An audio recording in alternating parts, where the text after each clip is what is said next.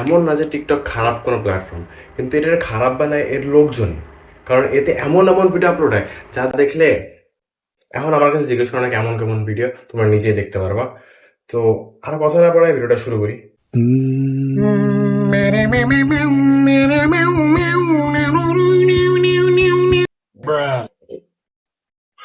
রাইন দেখল সব রাইন দেখল, আমার বিচিটা ফেলে দিয়ে তাও ফ্রাই করে দে।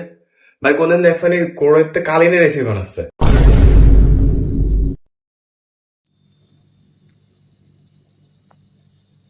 কিন্তু এর থেকেও বড় কথা ভাই, আমি কোনো মতে গোবর রুটি খেয়ে নিলেও এই জিনিসটা কোনোদিন খেতে পারবো না। দেখে মনে হচ্ছে ধনের ফ্রাই, আর তার মধ্যে বাজার কম্বিনেশন, আর তার মধ্যে এই বোকার সাথে মাল ঢেলে আসছে। আর এখানে শুধু বাল নেই, এই টাকলা চুলও আছে। আলহামদুলিল্লাহ, এটা হচ্ছে পেঁয়াজ, চুলের যত্ন নিচ্ছি। কাকা সাদে মাল হতো থা লাগবে। আর তোমার যেটা কোন আছে জনি সিন্স ফেল, জনি সিন্সের মাথায় একবার চুল উঠলেও তোমার মতো সম্ভব না কাকা। আর এই পেঁয়াজটা রেখেছে জীবন বৃথা, এর থেকে কোন একটা রেসিপিতে ফ্রাই তো তাও ভালো লাগতো। আর তোমার এই টাকে গোসাতে পেঁয়াজটা ছোট ছোট রেপ হয়ে গেছে।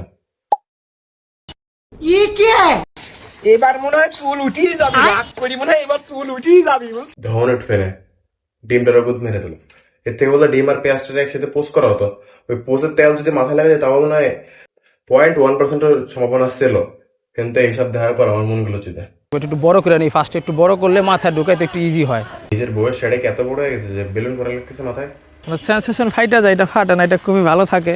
তো ধনে এত জোর নাই, তুই বেলুন ফাটাবি। বেলুন ফাটাতে গেলে মাথায় যেমন জোর লাগে তেমন দেড় হাত অ লাগে। আর তোর যে ঘেংড়া বড়ে দেহে বোঝা যাচ্ছে কট্টু পেবে না। বাংলাদেশের মানুষের শুধু চুতিয়া তা না, এদের মাথায় বেরোনো আছে, কিন্তু বেরোনে তাও চুতিয়া পাবরা। ঘরের সিলিং ফ্যান দিয়ে হেলিকপ্টার বানিয়েছেন বাগেরহাটের সোহেল শেখ, আর ইঞ্জিন হিসেবে ব্যবহার করেছেন 125 সিসির মোটরসাইকেলের। এই হেলিকপ্টার আকাশ ওড়ার জন্য না, এই হেলিকপ্টার হলো হেলিকপ্টারের মেলে ফুসফা করে চালাতে জন্য।